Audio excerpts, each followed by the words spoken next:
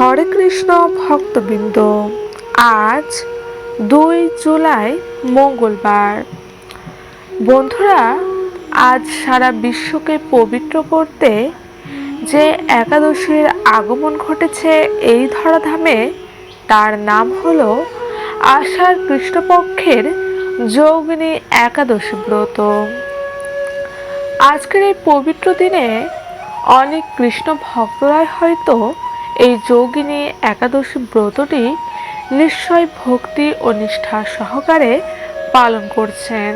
তো ভক্তবৃন্দ, ইতিমধ্যেই এর আগে আমার চ্যানেলে এই যোগিনী একাদশীর পরদিন পালনের সঠিক সময়সূচি ও এই একাদশীর ব্রত মাহাত্ম্য কথাটি আলোচনা করেছিলাম।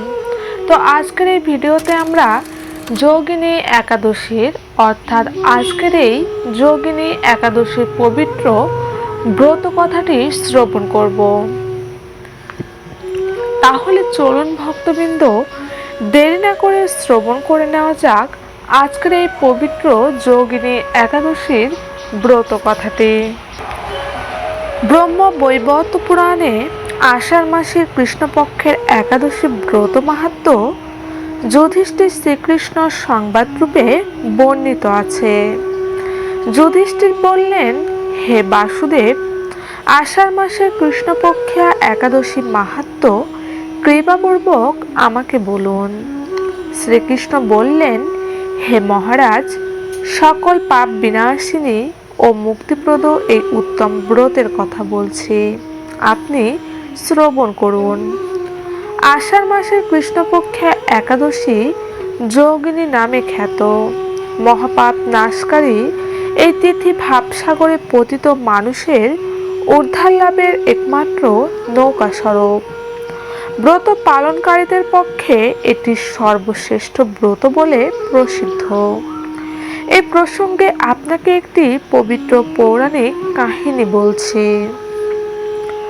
অলকানগরে শিবভক্ত পরায়ণ কুবের নামে এক রাজা ছিল। তিনি প্রত্যহ শিব পূজা করতেন। তার হেমমালী নামে একজন মালী ছিল। প্রতিদিন শিব পূজার জন্য মানস সরোবর থেকে সে ফুল তুলে যক্ষরাজ কুবেরকে দিত। বিশালাক্ষী নামে হেমমালীর এক পরমা রূপবতী পত্নী ছিল। সে তার সুন্দরী পত্নীর প্রতি অত্যন্ত আসক্ত ছিল।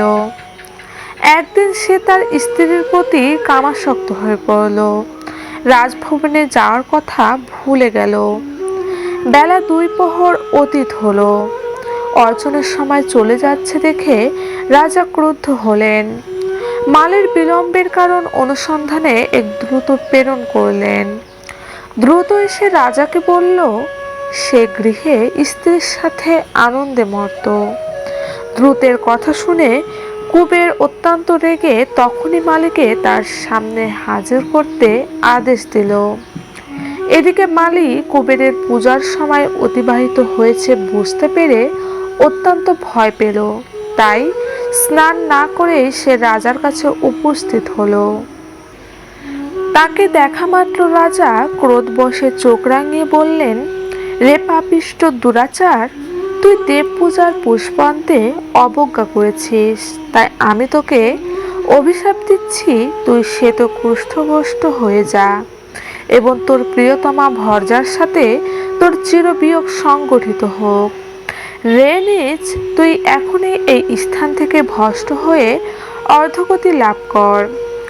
কুবেরের এই অভিশাপে হিমমালী পত্নীর সাথে স্বর্গভ্রষ্ট হয়ে দীর্ঘকাল যাবৎ কুষ্ঠরোগ ভোগ করতে লাগলো। রোগের যন্ত্রণায় দিন অথবা রাত্রে কখনো সে সুখ পেত না। এভাবে শীত গ্রীষ্মে প্রচণ্ড বেদনায় বহু কষ্টে সে জীবনযাপন করতে লাগলো। কিন্তু দীর্ঘদিন মহাদেবের অর্চনের ফুল সংগ্রহের স্বীকৃতি ফলে সে শাপগ্রস্ত হয়েও বৈষ্ণব শ্রেষ্ঠ শিবের বিস্মরণ কখনো হয়নি।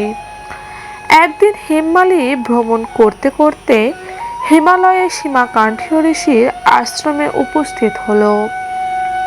কুষ্ঠরোগে পীড়িত সপত্নী হেমমালীকে দর্শন করে সীমাকাণ্ঠীও তাকে জিজ্ঞাসা করলেন, তুমি কার অভিশাপে এই রকম নিন্দনীয় কুষ্ঠ রোগগ্রস্ত হয়েছ?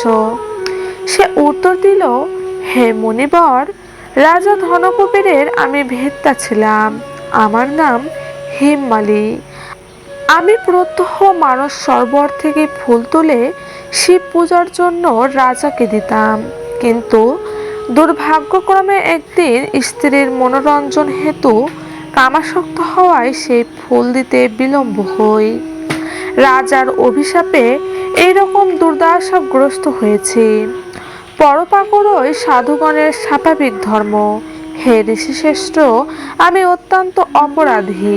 কৃপা করে আমার প্রতি প্রসন্ন হন।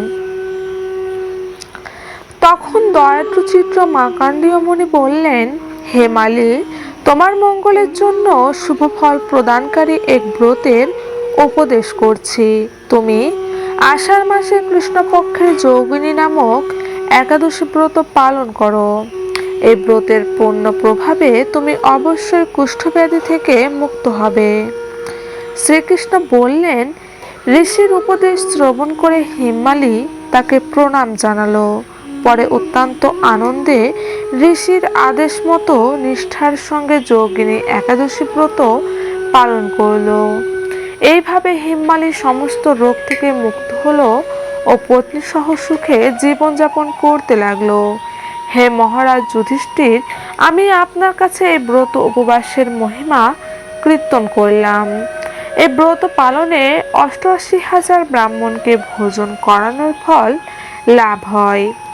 যে ব্যক্তি এই মহাপাপ বিনাশকারী ও পুণ্যফল প্রদায়িনী যোগিনী একাদশীর কথা পাঠ এবং শ্রবণ করে, সে অচিরেই সর্বপাপ থেকে মুক্ত হবে। জয় শ্রীকৃষ্ণ, জয় রাধা মাধব, জয় গোবিন্দ। ভক্তবৃন্দ, আপনারা সকলেই জানেন, আমাদের প্রত্যেকটি একাদশী ব্রত পালনের পাশাপাশি সেই একাদশীর ব্রত কথাটি অবশ্যই কিন্তু পাঠ বা শ্রবণ করা প্রয়োজন। তাই আজকের এই যোগিনী একাদশী ব্রত পালনের পাশাপাশি অবশ্যই একটিবার হলেও এই একাদশীর ব্রত কথাটি পাঠ করবেন বা শ্রবণ করবেন। তো সকলকে জানাই যোগিনী একাদশীর অনেক অনেক শুভেচ্ছা ও অভিনন্দন।